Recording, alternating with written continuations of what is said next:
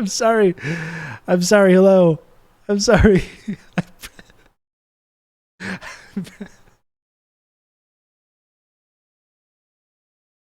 That was a fantastic conversation. I immediately pressed, rather than the end meeting button, I pressed the end stream button.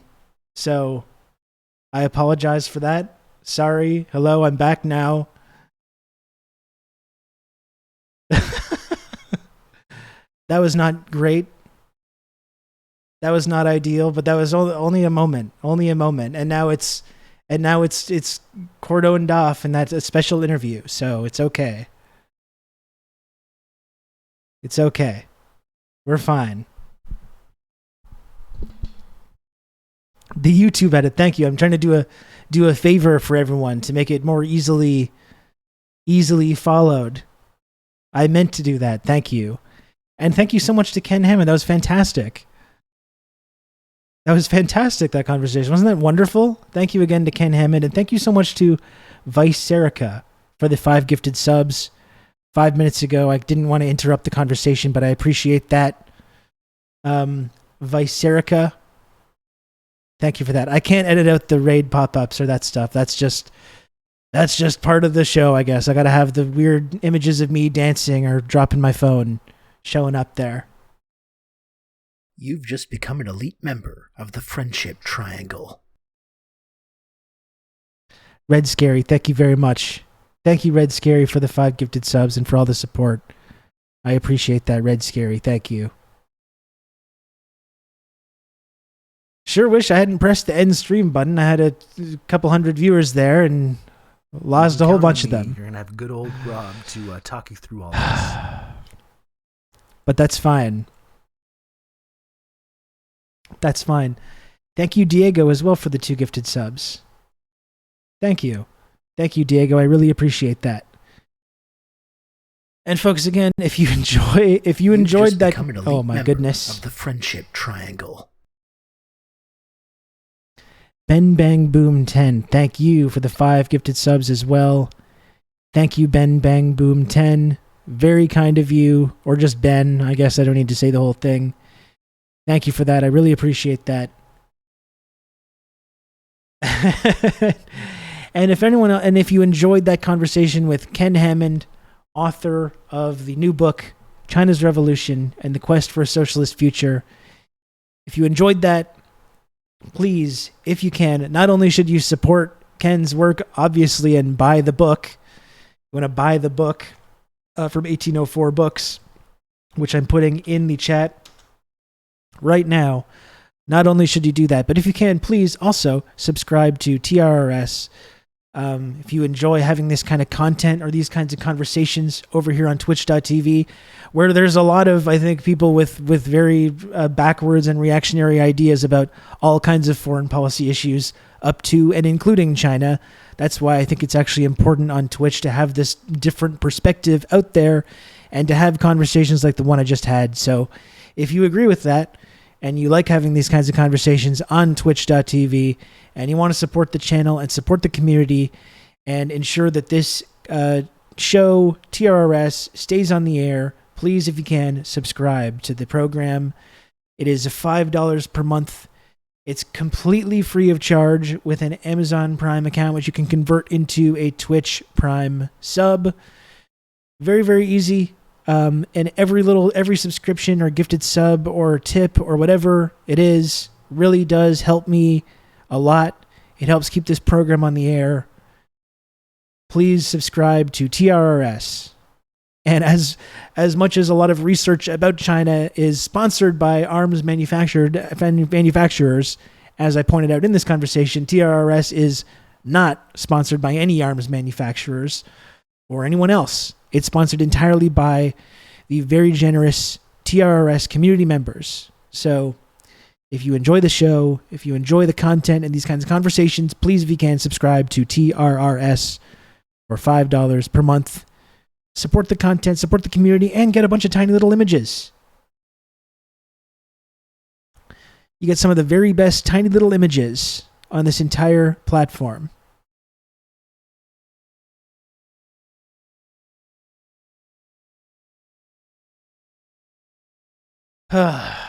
That's right. We got a whole bunch of tiny images.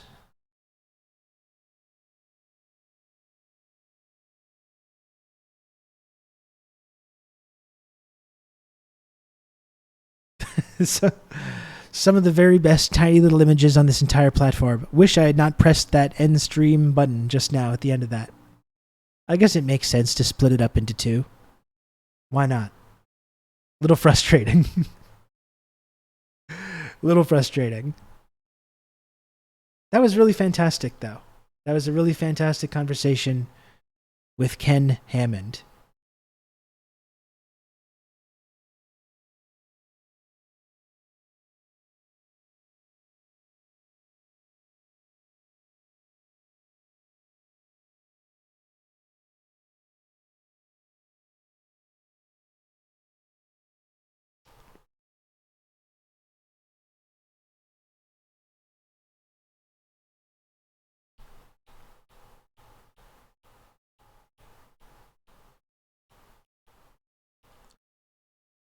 Okay, so I'm going to have to take a short break, folks.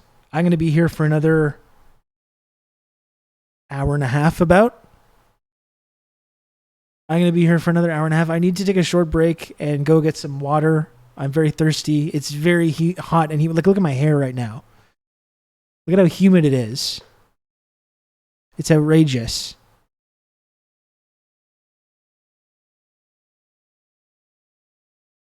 I thought I had a dead pixel and have been flicking the screen to get it to turn back. It is in fact a tiny little mark on the wall behind me.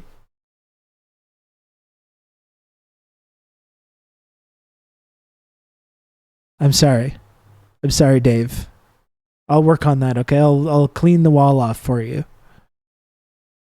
What is it, this? Oh yeah, got a couple of things back here. Is it this here? Or is that my screen?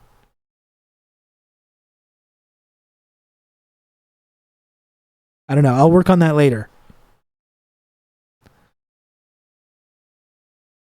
I'll work on that later.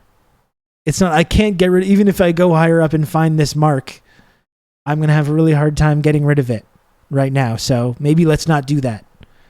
Maybe let's not work on that right now. Okay?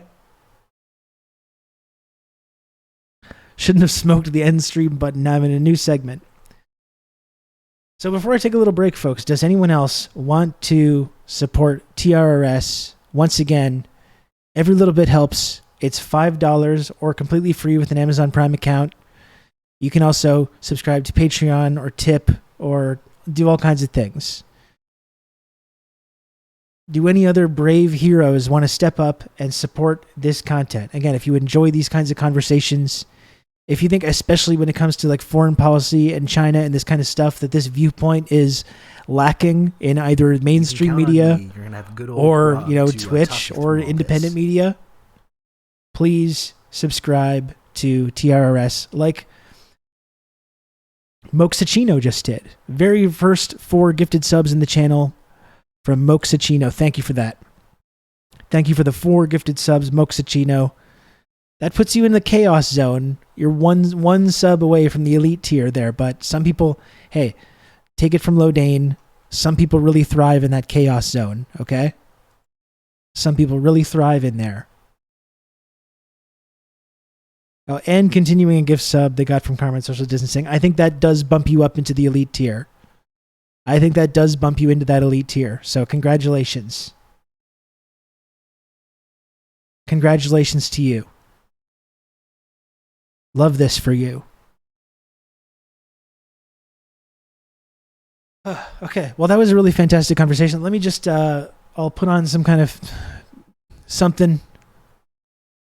Take a short break. I feel like I'm in a sauna right now. It's really hot and humid right now. I think I'm going to I put on this plaid shirt to be like maybe just a little bit respectable. Just a little bit respectable, just to put on the plaid shirt, just over top. Nothing too serious, but I think ideally I could button it up, but if you really want to know, if you really want me to admit this to you, I'm too large to button it up all the way. Okay? Is that what you wanted to hear? Yeah, I'm too big to totally zip up to totally through all this. button up the shirt, okay? I am. Kijiji Genie, thank you. Thank you very much for the gifted sub to Ken Hammond. I don't know if it's the Ken Hammond, but I appreciate it nonetheless. Put the tank in tanky. I don't really have a lot of good tank tops. I think we're getting into Suns Out, Guns Out season. So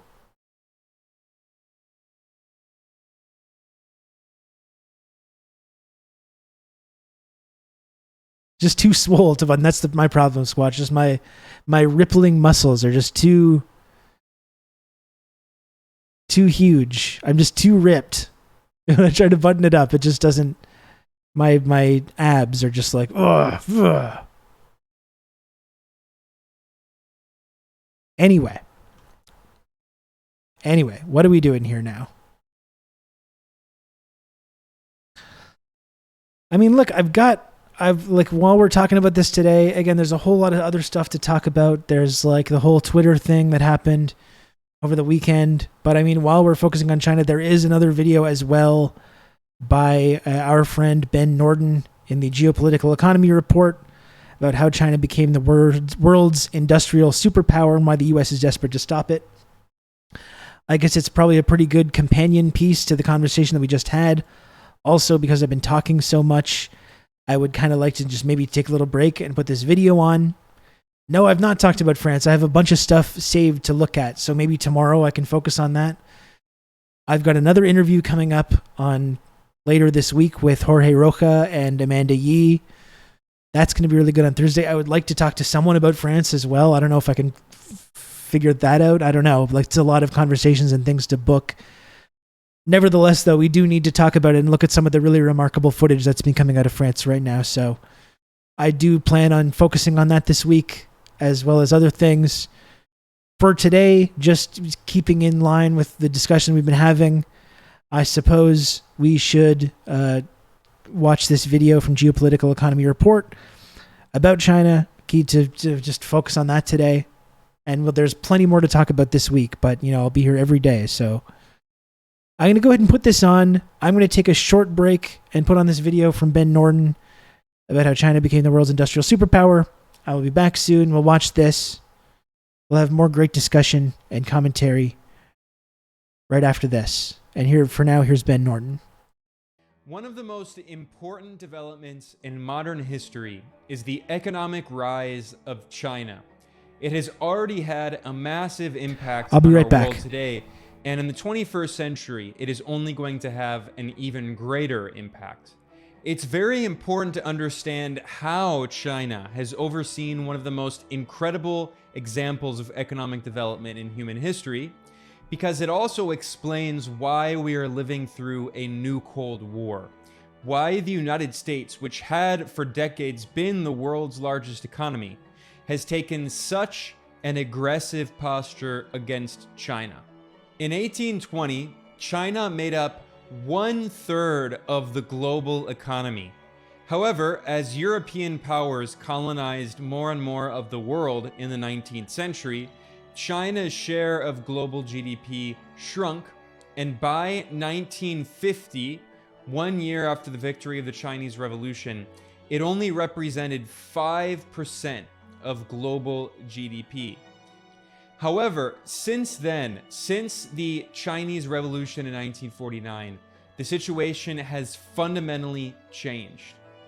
According to April 2023 data from the International Monetary Fund, the IMF, China's economy today, when you measure its GDP at purchasing power parity, it's the best way to measure the size of an economy.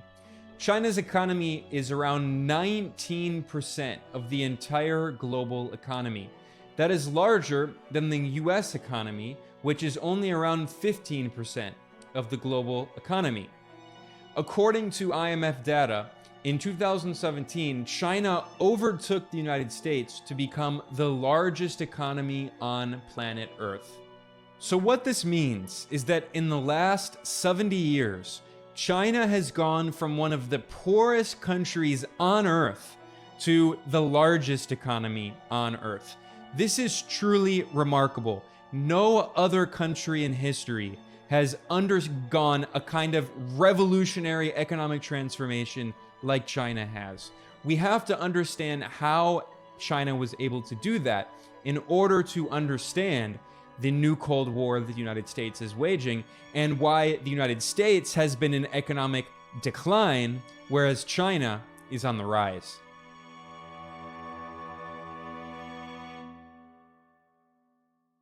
One of the first things to keep in mind is industrialization. Because in 1949, when China had its revolution, it was a very agricultural society. It had very little industrial production, whereas the United States was the world's manufacturing powerhouse, especially considering that in World War II, the European and Japanese economies were devastated, and a lot of their industrial production was quite literally destroyed by bombing. If you read a lot of the early speeches by Chinese revolutionary leaders, or if you read articles in Chinese media outlets from the revolution in 1949, you can see that one of their main talking points is for the need for China to industrialize. The People's Republic of China was officially founded on October 1st, 1949. That was the date of the victory of the years-long revolutionary process. Mao Zedong famously took the capital, Beijing, and gave a speech announcing on October 1st, 1949, that the people of China had stood up. This marked the end of what is known as the Century of Humiliation, when China was partially colonized by numerous foreign powers, including the European colonial powers, the US, and Japan. As an example of the imperial attacks on China during the Century of Humiliation, keep in mind that in 1900, there was actually an invasion of China by the so-called Eight-Nation Alliance, which were 8 colonial powers, including, again, European colonial powers, the US, and Japan. They invaded China and they took over the capital, Beijing. And then they forced China to sign one of several unequal treaties. And this unequal treaty is known as the Boxer Protocol. And as part of it, China was forced to pay the colonial powers reparations for 39 years. And the amount that China had to pay these colonial powers was larger than China's entire annual tax revenue. So the 1949 revolution was not only a communist revolution. It was a communist revolution, of course, but it was also a revolution for national liberation against colonialism and imperialism. You're welcome, Kijiji. And the new revolutionary leaders of China wanted to turn the country into an advanced industrial power. On October 2nd, 1949, one day after the creation of the People's Republic of China, the state newspaper People's Daily declared that the goal of the revolution was to, quote, gradually change this backward agricultural country into a civilized and progressive industrial one. Now, obviously, that language is a bit antiquated. We use very different language today. We don't really talk about backward countries and civilized. But this is the Chinese revolutionaries writing in their own newspaper. The point to take away is that they emphasize that China was very poor and agricultural, but they wanted to make it advanced, progressive, and industrial. They wanted to massively industrialize China. This point is absolutely fundamental because frequently when people talk about socialism, they talk about socialism specifically to mean the collective ownership of the means of production. That the means of production are what you need to produce goods and services, namely land, labor, and capital. And that certainly is the bedrock of socialism. Popular ownership, public ownership of the means of production. However, if you read from the Marxist tradition, if you read the classical Marxist thinkers, a point that they always emphasized was the need to develop industry and develop the forces of production. Because if you're a poor agricultural society, you can't simply create socialism out of nothing. You have to develop advanced industry. And this is something that China was concerned about from day one. If you read Karl Marx, for instance, he is frequently speaking about the industrial proletariat, the working class working in the capitalist industry that was being developed in Europe when he was writing in the 19th century. He's not talking about peasants. He's not talking about farmers. Although, of course, later on in many different socialist movements, they talk about the important alliance of the workers and the peasants. However, again, what we're talking about is the development of industry. So China, since its revolution in 1949, has always put a very high emphasis on the need to develop industry and manufacturing capabilities. In fact, China has been so successful at developing its industry that China is now today the world's leading manufacturer on earth. No country comes close to China. And I think like this is, when this came up during my conversation just now with Ken Hammond and this criticism about, working conditions or, these fundamental contradictions when it comes to, this building this gigantic manufacturing industry. And that's always something that I come back to as well, where it's just like when you talk about the specific material conditions that the Chinese were working with in the late 70s, early 80s, around the time of this opening up period.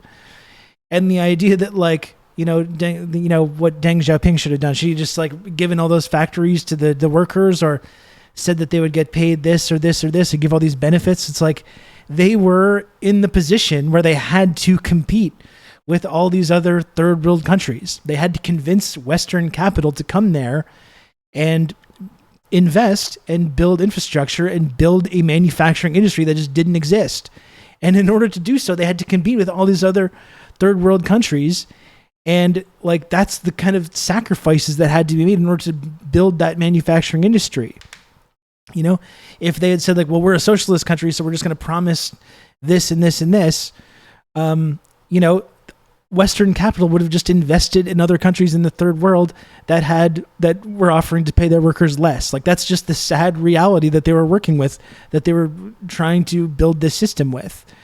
And we can absolutely talk about the ways that exploited people, that people were harmed in that process, and we can and should, but it's not quite so cut and dry, I think, when we talk about what position China was in the late 70s and early 80s, when they were trying to convince Western capital to invest in a manufacturing industry there. That's the position that they were in. That's just the unfortunate reality that they were dealing with. If they had not been part of this kind of competition to bring Western capital there wouldn't be this big manufacturing industry, this massive manufacturing superpower that exists today. It just wouldn't exist. It needed that investment first, and in order to get that investment, they had to make it appealing for Western capitalists to come and bring their money there and build a manufacturing industry there. There's just no way around that. Today, China represents nearly 1/3 of global manufacturing. And this just doesn't exist, right? And he talked about in 1990 under Deng Xiaoping, when the economy really started to go. Look at 1990 to now, and none of this exists. And that's funded a lot of the massive infrastructure development. It's funding the Belt and Road Initiative. It's funding all this eradication of extreme poverty. And this doesn't exist without that opening up period. This is the fundamental thing that we've got to kind of grapple with here, And it doesn't mean that it was perfect, or that no mistakes were made, or no one was exploited, or that there were no contradictions. No one thinks that. The fundamental reality is this current situation where China has become this global manufacturing superpower that are able to deliver all these huge gains to the working class both in China and internationally. None of that happens without that opening up period, and that involved contradictions. It involved making big sacrifices and allowing and making it an attractive investment for Western capital. There's just no getting around that. Production, over 30%. Now, the United States had been the world's leading industrial power until around 2010, and China overtook the United States. In the 1990s, Notice when was the pivot to Asia? Oh, right around there. Right around there, you say? Sometimes I don't know if you can see my cursor on the stream or not on the screen. I think you're supposed to. But look at right where those two lines intersect. Right there. That's exactly that's right when the Obama administration engaged in this pivot to Asia, right? And you can see the way the more this line has gone up, the more deranged and unhinged the propaganda campaign, the demonization campaign against China has become. And you see right there at that exact moment, that's right when the pivot to Asia happened. As soon as they were surpassing the United States as a manufacturing powerhouse. Up to 2000, the United States made up nearly 25% of global industrial production, whereas China only represented around 5% of the world's manufacturing. That means that in just 30 years, China has drastically increased its industrial production by 6 times, going from around 5% of global manufacturing to nearly 1/3. At the same time, the US has deindustrialized its economy and today only represents around 15% of global manufacturing, less than half of China. This point is absolutely crucial because you hear frequently people say that China supposedly is capitalist. It abandoned socialism with the reforms that began in 1978 under the leader Deng Xiaoping. However, that's very misleading. China did not abandon socialism. China did not adopt capitalism. Instead, what China created was a new system that it referred to as market socialism. So the economy in China is still guided by the state. And in fact, state-owned enterprises make up around 1/3 of Chinese GDP. The commanding heights of the Chinese economy are owned by the state, including the banking sector. The biggest banks in China are owned by the state. In fact, the 4 biggest banks on earth are state-owned Chinese banks. Also, significant parts of the manufacturing sector and telecommunications and transportation sector are owned by the state. So the commanding heights of the economy remain state-controlled. But what China did with the reforms is it allowed... The term market socialism gives most economists a brain aneurysm, and apparently most socialists as well. In the West, anyways. They really struggle to wrap their minds around this.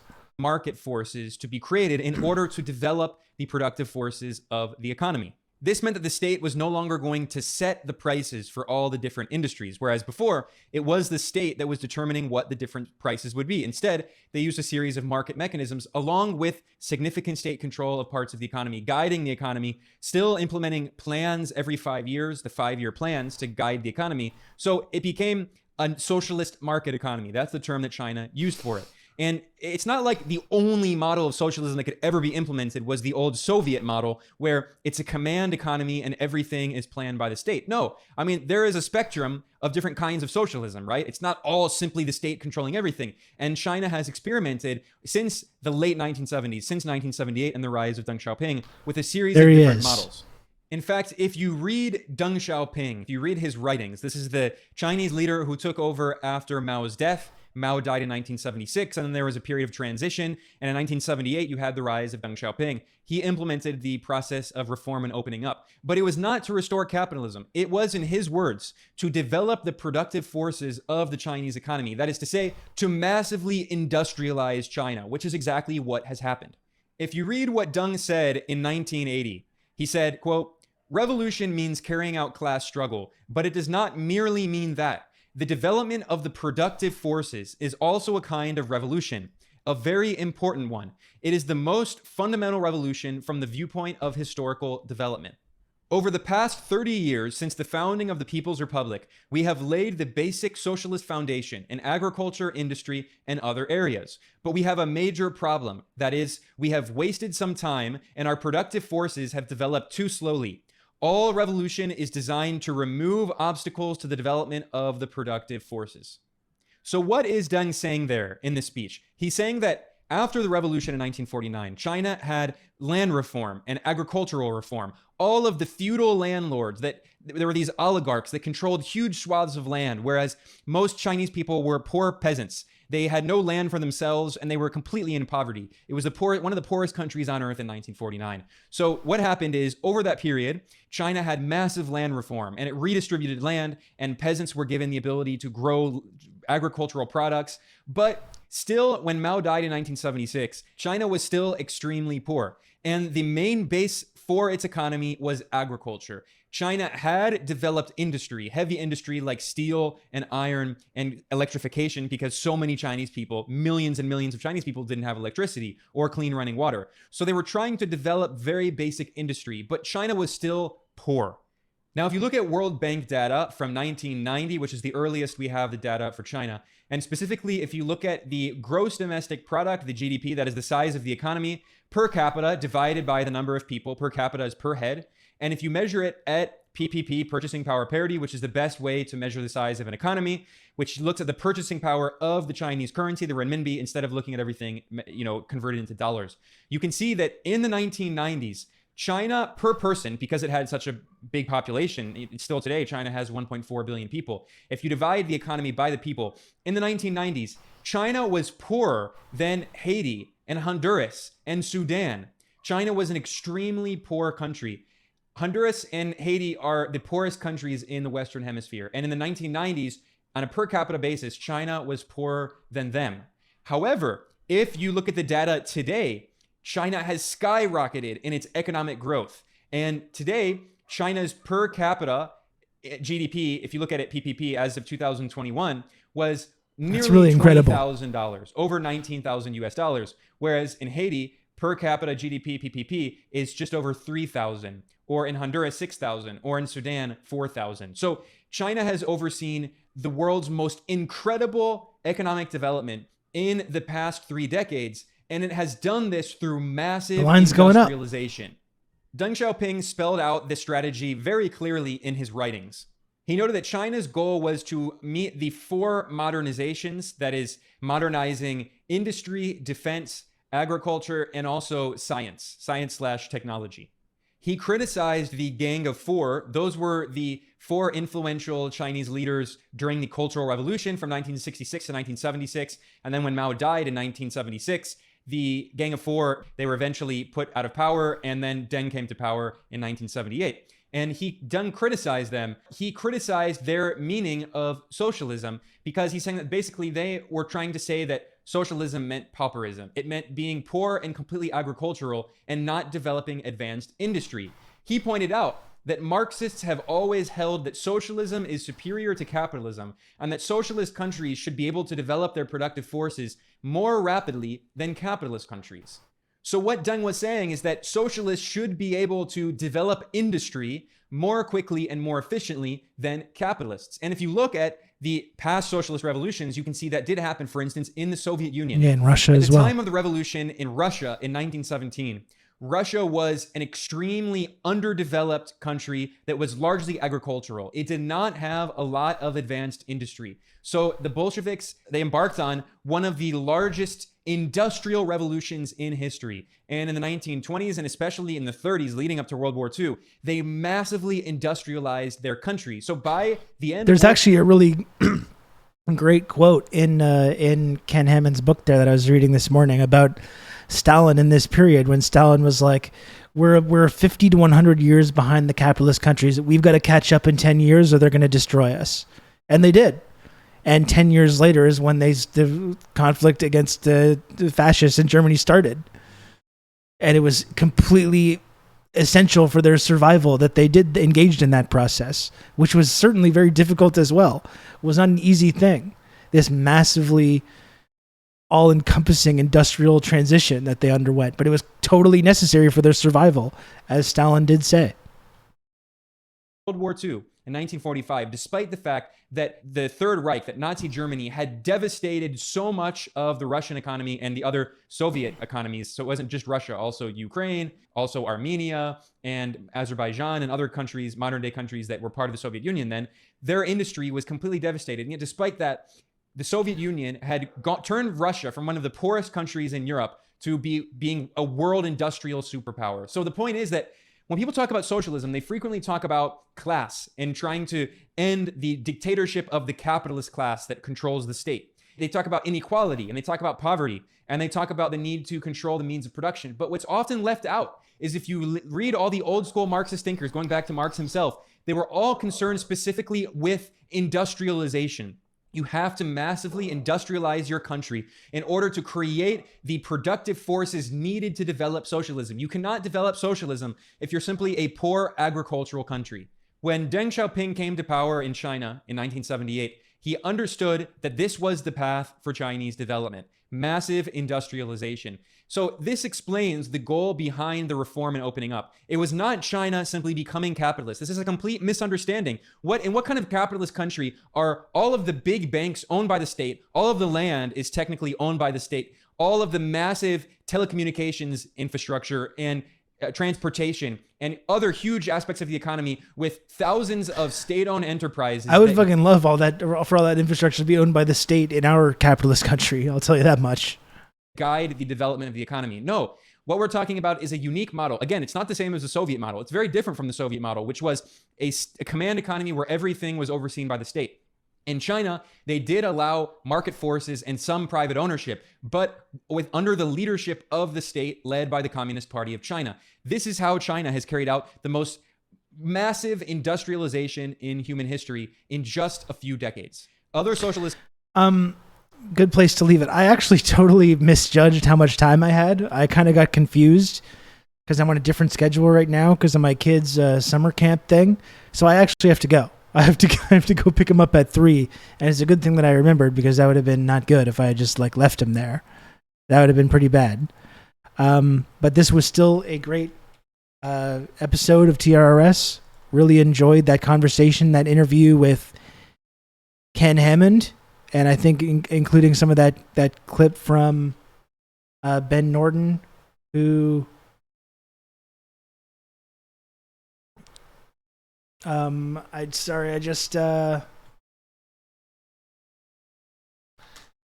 closed the video. I just want to make sure to link the video, because there's still about 30 minutes to go. So make sure you support Ben on YouTube and watch that as well.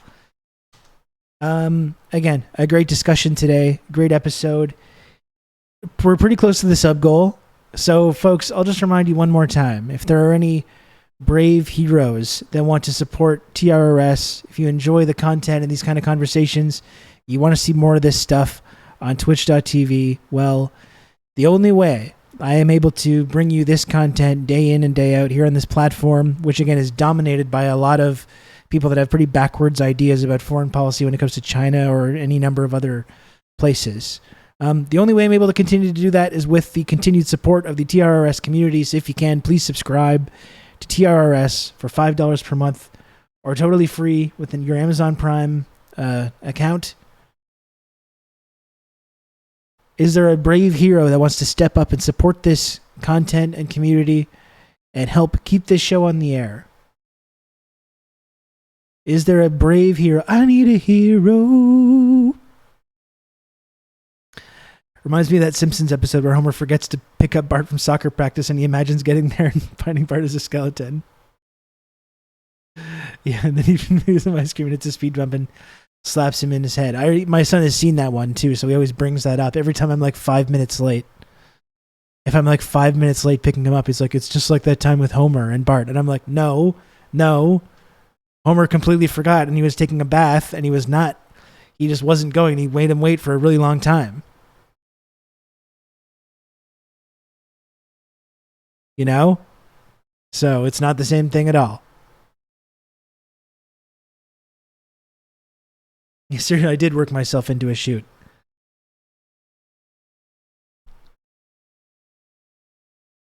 Yes, I did. So, folks, any other brave heroes want to step up to support TRRS? Huh? Look at this guy. Look at this guy and the important commentary that he's doing. Hey, look at this guy. You're not going to support this? Really? Really? Really?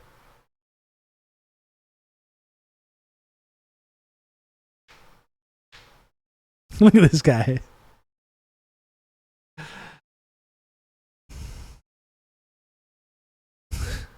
Rob, you always say you find having to dance and sing for subs humiliating. To mark up the, Thank you, Jeremiah. Size of the account. Thank you, Jeremiah, for the 200 friend coin. I appreciate that. You always say having to dance and sing for subs humiliating, but you're always the one to initiate it. I have a feeling you secretly love it. You know what, Cradbabes? I don't mind it. I think maybe I would prefer to just be able to have a little salary from doing interviews and analysis and commentary and stuff. But you know what? I guess what this show is entertainment. And for whatever reason, when I'm singing and dancing to Eye in the Sky or Deacon Blues or Easy Lover or whatever song it is, it does entertain people, and it gets it, people like it for whatever reason. I don't get it why, but people like it. I think ideally I would not have to do that, but I must admit, maybe I don't mind it that much. Maybe I don't mind it all that much.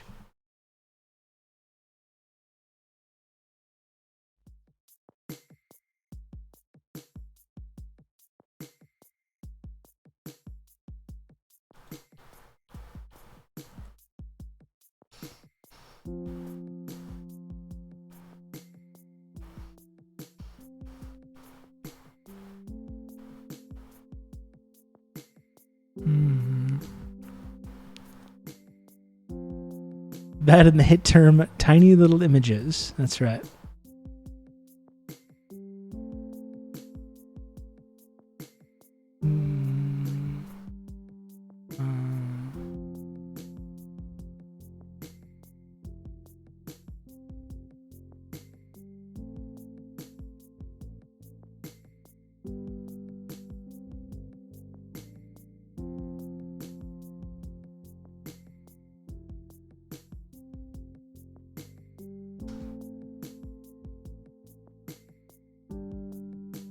Well, thanks, folks. Like I said, I'll be back tomorrow. Lots of stuff to talk about. Lots of stuff to get into. I want to focus on France, definitely. That's been really remarkable, some of the footage about that and some of the commentary about it. Lots of stuff going on. Lots of stuff we need to get into. So I'll be back tomorrow for that.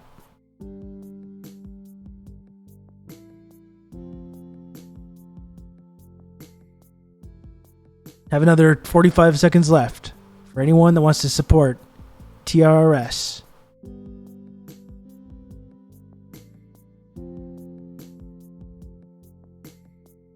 Otherwise, I'm just going to sit here until the raid triggers. Watch a Québécois talk about France. That's right.